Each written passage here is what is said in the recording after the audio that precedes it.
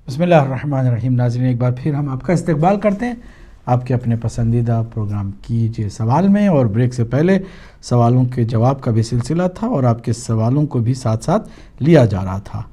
ہماری sister Zakia Canada سے سوال ان کا یہ تھا کہ اگر کوئی اولاد نہیں رکھتی ہے اور عمر بھی کافی ہو چکی ہے تو ڈاکٹروں نے کہا کہ کسی اور کے ایگز کے ذریعے سے اس کا امکان ہے، آیا اس کی اجازت شرعی طور پر ہے کہ نہیں ہے؟ مراجع اعظام کا اس معاملے میں فتویٰ آ چکا ہے. مختلف فتوے ہیں، ڈیپینڈ کرتا ہے کہ آپ کس کی تقلید میں ہیں. آیت اللہ العظمیٰ سید علی خامنئی حفظہ اللہ کے نزدیک کسی اور کے ایگز کا استعمال کرنا جائز ہے، کیونکہ یہ کوئی زنا نہیں ہے، نہ کوئی اس میں نامحرمیت کا کوئی تصور ہے، اس میں کوئی اور بات نہیں ہے. یہ بالکل جیسے عام چیزوں کے علاج کے سلسلے میں جائز قرار دیا جاتا ہے، لہٰذا اس سلسلے میں بھی انہوں نے اس کا جواز کا فتویٰ دیا ہے. اب آپ کو اپنے مرجع کی طرف رجوع کرنا ہوگا، جس کی آپ تقلید کرتی ہیں انہی سے پوچھیں گی تاکہ وہ آپ کی صحیح رہنمائی کر سکیں. بہت شکریہ آپ کا، اللہ آپ کو جزائے خیر دے. مقصود حسین سید صاحب نے خانہ کعبہ کی شکل و صورت کا جو خاکہ کھینچا اور اس کے بعد دور جتنے لوگ ہوتے چلے جائیں گے اتنے ہی ان کے لیے بالکل خانہ کعبہ کو فیس کرنا مشکل ہوتا چلا جائے گا. تو اب جب لمبی لمبی قطار ہوگی، لمبی لمبی صفیں ہوں گی، تو کس طرح وہ خانہ کعبہ کے بالکل روبرو سامنے کھڑے ہو سکیں گے؟ جواب ان کی خدمت میں یہ ہے کہ گو کہ خود خانہ کعبہ کا جو سائز ہے، اس کی جو حجم ہے، اس کی جو سائز ہے وہ 40 فٹ ہے یا 13 گز ہے. یہ کیوبک شکل میں ہے، جو 4 دیواری کا ایک سلسلہ ہے. گو کہ یہ حجم کے اعتبار سے، سائز کے اعتبار سے کم ہے، لیکن آپ جتنے بھی آپ دور چلے جائیں اس کا کوئی بھی کسی بھی لحاظ سے حصہ آپ کے روبرو آ سکتا ہو تو آپ کی نماز صحیح ہے. پہلی بات تو یہ ہے. اور پھر آپ کی خدمت میں یہ عرض کرتا ہوا چلوں کہ آپ نے اگر یہ مثال دی کہ پیش نماز ایک محراب میں کھڑا ہوتا ہے تو اس کے پیچھے 1-2 آدمی کھڑے ہو سکتے ہیں، باقی جو لوگ ہیں لمبی اگر صف ہے تو پھر اس پیش نماز کے بالکل پیچھے نہیں ہے، بلکہ ان کا جو پیش نماز سے تعلق ہے وہ رہتا نہیں ہے، بلکہ اس کو دیکھ بھی نہیں سکیں گے. جواب اس کا یہ کہ یہاں پر بھی بالکل وہی بات ہے کہ یہاں پر پیش نماز کے پیچھے 2 افراد یا 3 افراد بھی ہیں اور ان کے ساتھ دوسرے افراد جڑ گئے ہیں تو وہ جماعت کی نماز اتصال کی وجہ سے صحیح اور معتبر ہے. خانہ کعبہ سے دور جا کر کے، بہت دور رہ کر کے بھی جو لوگ نماز کے لیے کھڑے ہوتے ہیں، خانہ کعبہ کا ڈائریکشن ایک ملتا ہے، اس ڈائریکشن میں ایک آدمی کھڑا ہوتا ہے اور اس کے ساتھ چپک کر کے لمبی، بلکہ مشرق سے مغرب تک کی بھی اگر ایک صف آراستہ ہو جاتی ہے تو سب کی نماز صحیح ہے، کیونکہ اس میں اتصال کا جو مسئلہ ہے وہ حل ہے. اتصال کی وجہ سے مشکل آپ کی حل ہو جاتی ہے، نماز آپ کی اپنی جگہ پر صحیح ہوتی ہے. امید ہے کہ میں نے آپ کے اس سوال کو، جو کہ قدرے پیچیدہ تھا، آسان کر کے بیان کر دیا ہو. اور اگر کوئی مزید تشنگی ہے تو دوبارہ آپ زحمت گوارہ فرما لیں، آئیں تو پھر مزید اس پر میں روشنی ڈالوں گا. اتصال مسئلے کا حل ہے. کالر کو شامل کرتے ہیں. السلام علیکم ورحمۃ اللہ. جی وعلیکم السلام رحمۃ اللہ وبرکاتہ. عابدی صاحب محمد لندن سے بول رہا ہوں. جناب ماشاءاللہ آپ کا پروگرام بہت اچھا جا رہا ہے. میں بھی ٹی وی کے ساتھ چپکا ہوا ہوں، آپ کے سارے سوال سن رہا ہوں کہ ہمارے علم میں اضافہ ہو رہا ہے. بسم اللہ. تو میرا پہلا سوال یہ ہے کہ کہ اب میں نے کل بھی ایک ٹی وی پہ فون کیا تھا اسی سوال کو، لیکن وہاں سے کچھ انہوں نے تسلی بخش سوال نہیں ملا، لیکن انہوں نے اپنی رائے یہ دی تھی کہ ہو سکتا ہے۔ وہ یہ ہے کہ جب ہماری بہنیں ٹیلی فون کرتی ہیں، وہ کہتی ہیں کہ ہم منقبت پڑھنا چاہتی ہیں یا کوئی نعت شریف ریسائٹ کرنا چاہتی ہیں، تو وہ پریزنٹر یہ کہتا ہے کہ اگر آپ 2 بہنیں ہیں تو پھر مل کے آپ یہ ریسائٹ کر سکتی ہیں، اگر اکیلی ہیں تو وہ تحت لفظ میں آپ پڑھ سکتی ہیں۔ تو میرا کہنے کا مقصد یہ تھا کہ اگر میرے پاس میری بیٹی بیٹھی ہوئی ہے، اگر وہ یہ کنفرم کرتی ہے فون کے اوپر کہ میرے پاس میرا ڈیڈی بیٹھا ہوا ہے، میرے بھائی ہے، میری بہن ہے یا میری امی جان ہے، تو میں ریسائٹ کرنا، لیکن ہے وہ اکیلی کر پڑے گی۔ اگر وہ ترنم میں وہ ریسائٹ کرتی ہے وہ اس کو منقبت کو یا نعت شریف کو، تو اس میں کوئی حرج تو نہیں ہے۔ یہ آپ کی میں اس کے اوپر رائے لینا چاہتا ہوں۔ اور دوسرا میں اپنا جو میرا جتنا علم ہے اپنے علم کے مطابق میں بات کروں گا کہ ابھی آپ نے وہ جواب دیا ہے اپنے سید صاحب کا، وہ جو انہوں نے سوال کیا تھا کہ اگر کعبے سے دور ہو جائیں تو لائن بہت لمبی ہو جائے تو ہماری ڈائریکشن کس طرح ہو سکتی ہے، ان کا جواب جو ہے وہ قرآن پاک میں ہے۔ سورہ رحمان کو کھولیں اور اس کے اندر ہے آیت نمبر ہے 17، وہ رب ہے دونوں مشرقوں اور دونوں مغربوں کا۔ جو ہم نے اس دنیا میں آپ بھی سب ڈویژن کیا ہے ایسٹ ویسٹ ساؤتھ نارتھ، لیکن قرآن پاک ہم کو کہتا ہے 2 مشرقیں اور 2 مغربیں۔ اگر اس کو سمجھانا ہوگا تو پھر تو 5-10 منٹ لگتے ہیں، لیکن میں نے سمجھا دیا ہے کہ 2 مشرقیں، تو اگر اس کو ڈیوائڈ کریں گے، اس کا کانٹا ماریں گے، جب کریں گے کسی بھی اینگل پہ لے کے جائیں گے، کسی بھی اینگل سے دیکھیں گے، پھر آپ دنیا میں کہیں بھی کھڑے ہو جائیں، آپ کا رخ خانہ کعبہ کی طرف ہی ہوگا۔ آپ اس دونوں مشرقوں اور دونوں مغربوں سے باہر نہیں جا سکتے۔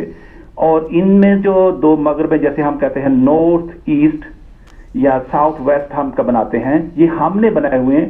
اگر قرآن پاک کے مطابق نہ تو ہماری مسلم امت نے بنایا ہے ابھی تک، اس کی جسارت ہی نہیں گئی، ہم اسی پہ چلے ہوئے ہیں، ایسٹ ویسٹ ساؤتھ نارتھ پہ چلے ہوئے ہیں۔ لیکن قرآن پاک میں سورہ رحمان کہہ رہی ہے وہ رب دونوں مشرقوں اور دونوں مغربوں کا مالک، یہ واضح الفاظ میں اور اس کی ٹرانسلیشن ہو چکی ہے۔ ٹھیک ہے، بہت شکریہ۔ آپ کے پاس سوال آیا تھا اس کا یہی جواب ہے، میں ایکسپلین نہیں کر سکتا کیونکہ میرے پاس ٹائم نہیں ہوتا، ہمارے آپ کو پیچھے اور کالر ہوتے ہیں۔ شکریہ۔ اگر اس کو ڈیوائڈ کریں گے پیپر کے اوپر تو آپ کو اس سوال کا میتھمیٹکلی اس سوال کا جواب مل جائے گا۔ Thank you very much Abidi صاحب، بہت ٹائم دینے کا۔ جزاک اللہ، بہت شکریہ۔ آپ نے مزید ایک سوال کیا، اور اگر کاش اور کوئی سوال ہی کر لیتے وہ زیادہ بہتر ہوتا۔ جواب دینے کے لیے ہم یہاں پر بیٹھے ہیں آپ کی خدمت میں، انشاءاللہ ہم آپ کی خدمت میں جواب دیں گے۔ آپ کے خیال کا آپ نے اظہار کیا، اس کا بھی ہم ضرور تھوڑا بہت تبصرہ کریں گے۔ مختار علی صاحب سندھ پاکستان سے سوال انہوں نے کیا کہ خودکشی کسی نے کی تھی، اہل سنت سے تھے، تو وہاں کے علماء نے اس کے جنازہ پڑھنے سے ہی انکار کر دیا، کیا یہ بات درست ہے؟ جواب، ناظرین، ہمارے یہاں فقہ اہل بیت اطہار علیہ السلام میں کوئی بھی لا الہ الا اللہ محمد رسول اللہ صلی اللہ علیہ وآلہ وسلم پڑھتا ہے، روز آخرت پر اس کا ایمان ہے، قرآن کو آخری کتاب اللہ کی کتاب مانتا ہے، اور وہ پیغمبر اکرم کو خاتم النبیین مانتا ہے۔ کالر کو شامل کر دوں۔ جی السلام علیکم ورحمۃ اللہ۔ جی وعلیکم السلام جناب، کیونکہ کال لگی ہے، میں نے بہت کوشش کی۔ جی ظاہر ہے کہ آپ جواب دینے کے لیے بیٹھے ہیں تو بھائی محمد علی صاحب کو جواب مل گیا ہوگا۔ محمد علی صاحب مانتے ہیں مرکز اور خط استوا میں فرق ہوتا ہے، جی، جتنا خط مستقیم سیدھا جاتا جائے گا اتنا مرکز سے دور ہوتے جائیں گے ہم، اور جتنی دوری ہے وہ اس کا دائرہ کے اوپر، یہ جیومیٹری کا ایک بہت بڑا ایک مسئلہ ہے، اور یہ اتنا آسان نہیں ہے۔ رب المشرقین والمغربین تو یہ ترجمہ یہ نہیں ہے، بالکل رب المشرقین ہے، لیکن آپ یہاں بیٹھ کے دوسری طرف کتنے درجے پہ سجدہ کرتے ہیں، اور ڈنمارک سے کتنے درجے پہ ہوتا ہے، پاکستان سے کتنے درجے ہوتا ہے، یہ اس کا جواب نہیں تھا جو بہرحال انہوں نے دیا، وہ غلطی کھا گئے ہیں۔ یہ صاحب کا فارمولہ ہے اور اس میں تکے نہیں چلتے۔ بہت مہربانی، جزاک اللہ۔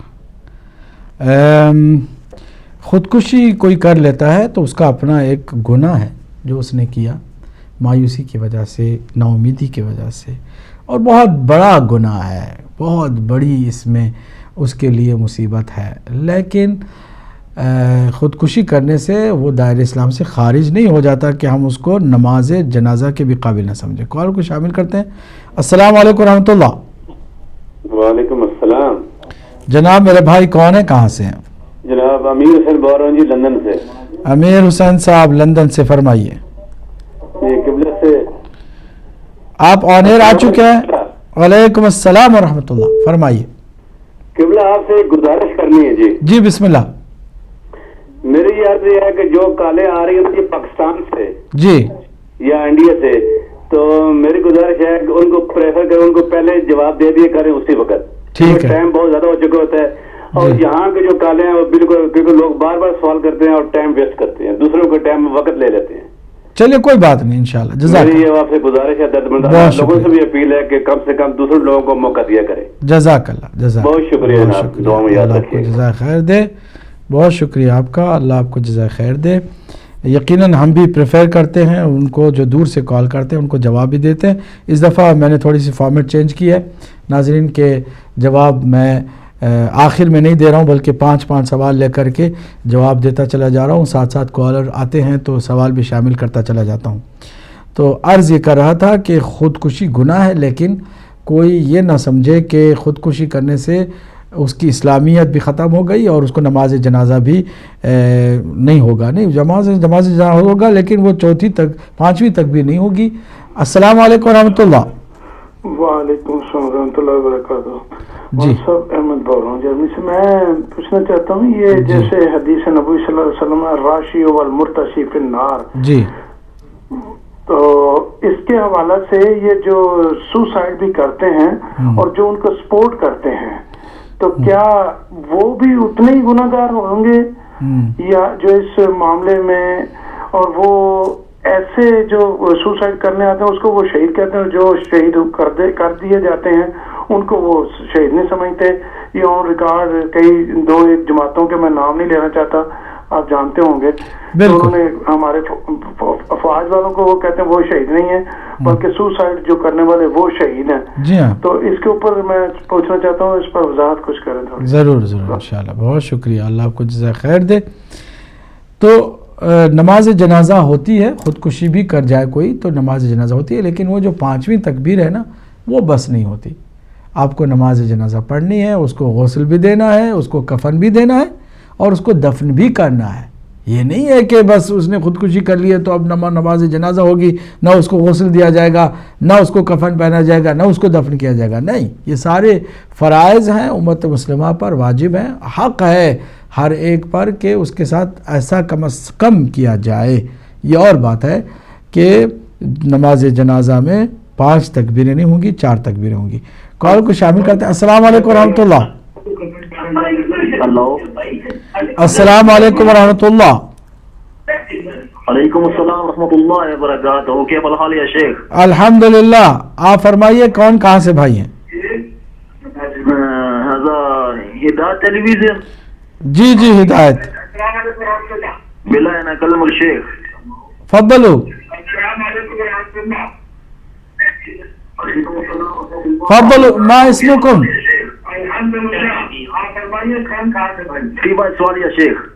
فضلوا فضلوا۔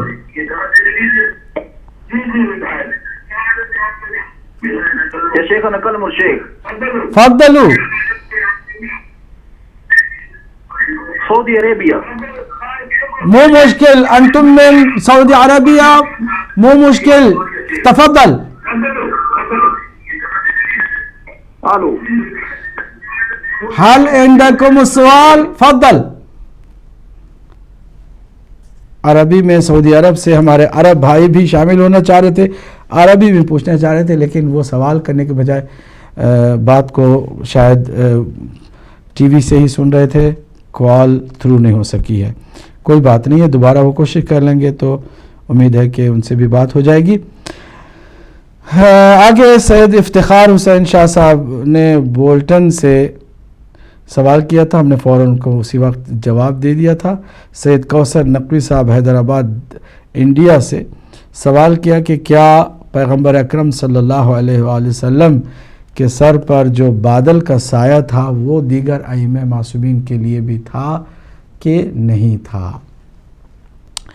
آپ کی خدمت میں یہ عرض کروں کہ کچھ خاص پیغمبر اکرم صلی اللہ علیہ وآلہ وسلم سے چیزیں ہیں کہ جو آپ ہی سے مختص ہیں، کسی اور کے ساتھ اس کا تعلق نہیں ہے۔ آپ کے جانشین تمام صفات میں آپ کے جانشین ہیں، مولا علی علیہ السلام تمام صفات میں، لیکن نبوت نہیں ہے، رسالت نہیں ہے، وہ صاحب شریعت نہیں ہے، وہ خاتم الانبیاء نہیں ہے، وہ ان پر وحی نازل نہیں ہوتی ہے، ان کے پاس کوئی پیغام باقی رہ نہیں گیا ہے کہ جو لایا جائے۔ اس طرح کچھ خاصیات ہیں جو خصوصیات پیغمبر اکرم صلی اللہ علیہ وآلہ وسلم میں سے شمار کی جاتی ہیں۔ مثلا پیغمبر اکرم صلی اللہ علیہ وآلہ وسلم کو اللہ نے ایک اسپیشل اجازت دی تھی کہ وہ 4 سے زیادہ بھی بیک وقت ازواج اپنے حرم میں شامل کریں، جبکہ کسی بھی امام کو بیک وقت 4 سے زیادہ ازواج کو اپنے حرم میں شامل کرنے کی اجازت نہیں ہے، اور نہ کسی امت کے آدمی کو اس کی اجازت ہے کہ وہ 4 سے زیادہ ازواج اپنے حرم میں رکھے، یعنی اپنی زندگی میں شامل کرے۔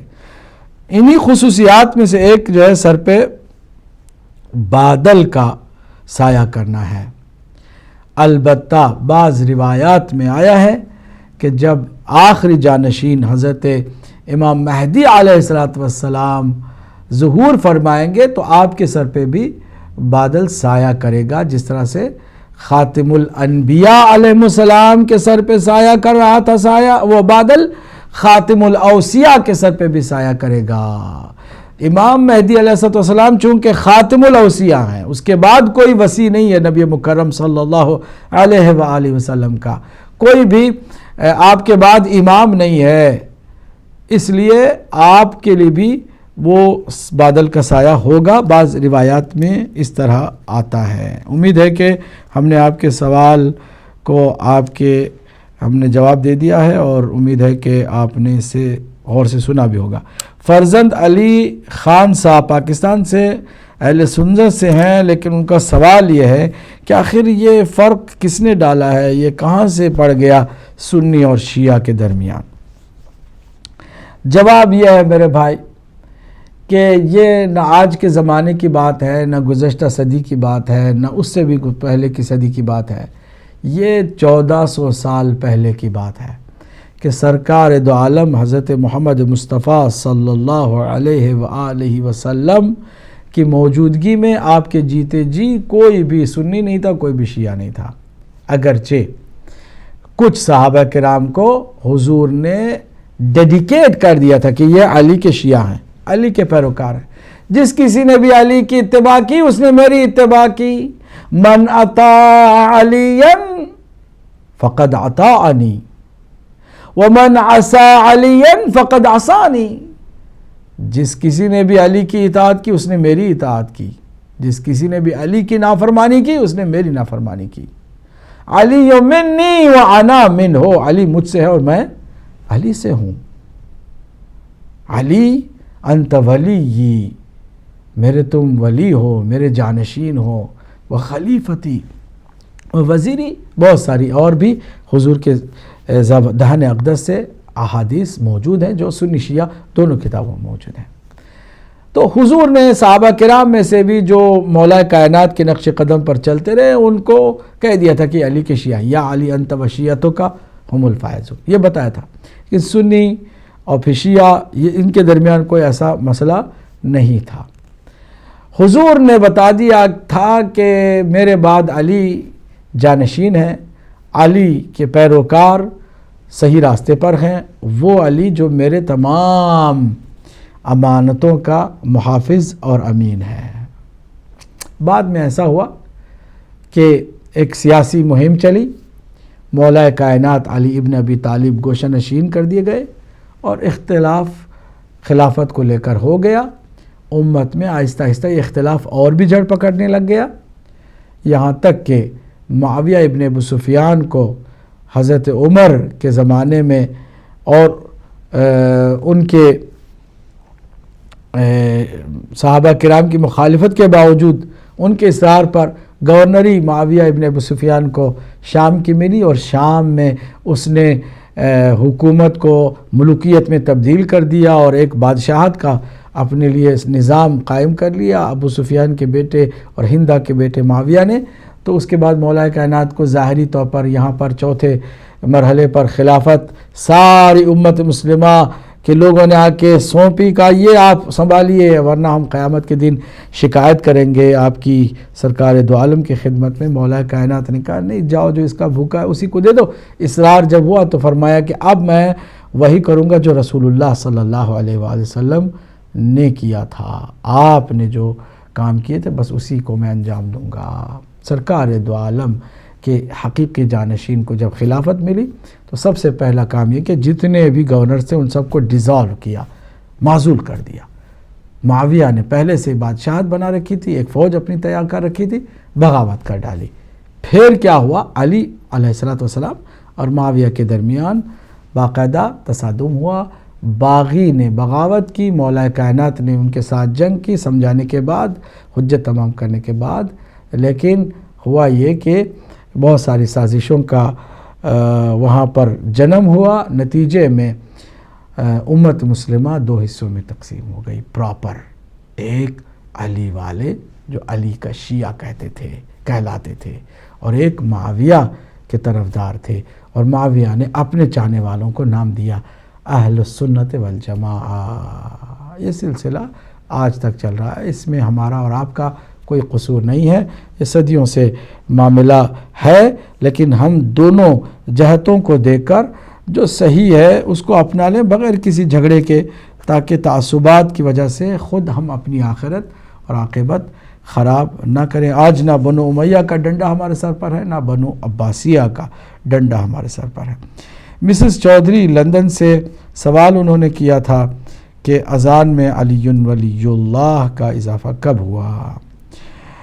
ہمارے پاس خود اہل سنت کی کتابوں میں یہ روایت آئی ہے کہ حضرت سلمان نے، بعض روایتوں میں حضرت ابوذر نے سب سے پہلے غدیر کے اعلان ولایت مولا کائنات کے بعد علی ولی اللہ کی گواہی اذان میں دی، اشہد ان علی ولی اللہ کہا، اور حضور کے اگر سامنے کوئی کام ہو اور حضور اسے نہ روکیں تو وہ بھی سنت کہلاتی ہے۔ اسے کہتے ہیں تقریر رسول اکرم صلی اللہ علیہ وآلہ وسلم، یعنی خاموشی سے ان کا اقرار کر لینا وہ خود سنت میں شامل ہو جاتا ہے۔ بعض نے البتہ یہ کہا کہ نہیں، وہ روایات کوئی اتنی مضبوط اور مستند نہیں ہے، لیکن یہ بات بعد میں ہوئی جب دشمنان نے علی علیہ السلام نے مولا علی کے اوپر سب و شتم کا سلسلہ شروع کیا، تو اپنی پہچان انہوں نے علی ولی اللہ کی گواہی کے ذریعے سے کی کہ ہم علی والے ہیں۔ جی کالر کو شامل کرتے ہیں۔ السلام علیکم ورحمۃ اللہ۔ وعلیکم السلام، کیف الحال یا شیخ؟ الحمدللہ، کیف انتم؟ الله يسلمك، حياك الله يمر.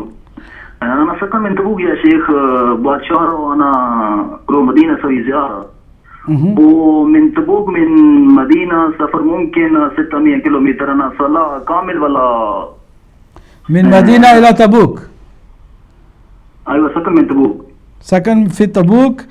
ايوه. لأي أيام أنتم مسافرون؟ بعد شهر. كم؟ بعد شهر. يومين تقريبا، يومين تقريبا. صلاتكم القصر. قصر، أيوة، أحسنتم، جزاكم الله خير. السلام علیکم ورحمۃ اللہ۔ السلام علیکم ورحمۃ اللہ۔ جی کون میرے بھائی کہاں سے ہیں؟ میں ظفر بول رہا ہوں اولڈم سے۔ ظفر صاحب اولڈم سے، سوال آپ کا فرمائیے۔ السلام علیکم۔ وعلیکم السلام ورحمۃ اللہ، فرمائیے۔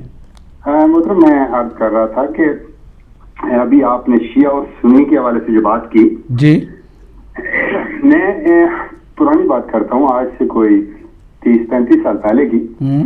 ہم یونیورسٹی میں ہوتے تھے تو میں امام خمینی کا ایک قول پڑھا کرتا تھا کہ جو شخص شیعہ اور سنی میں فرق ایجاد کرتا ہے وہ نہ شیعہ ہے نہ سنی. فرق نہیں، وہ تفرقے کی بات ہے. آپ الفاظ کو ان کے جو نا جملوں کو صحیح ادا کریں. انہوں نے یہ نہیں فرمایا فرق کرتا ہے، فرق تو ہے، اس کو کوئی کرتا نہیں ہے، ہم نہیں کر رہے ہیں. 1400 سال سے فرق موجود ہے.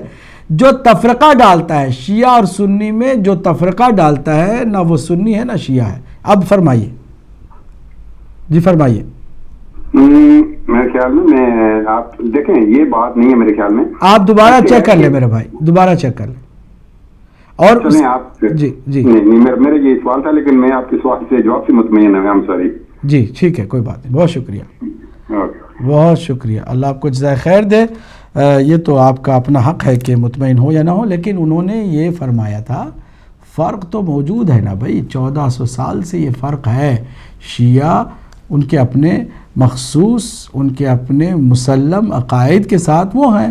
ادھر سنی ان کے بھی اپنے مخصوص عقائد ہیں، ان کے بھی اپنے مسلم اصول ہیں.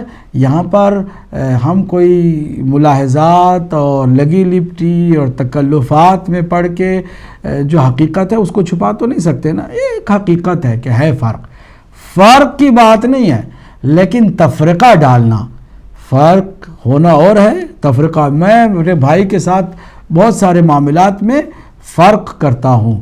میں اپنے بہت سارے دیگر دوستوں کے ساتھ مختلف خیالات کا رکھنے والا ہوں.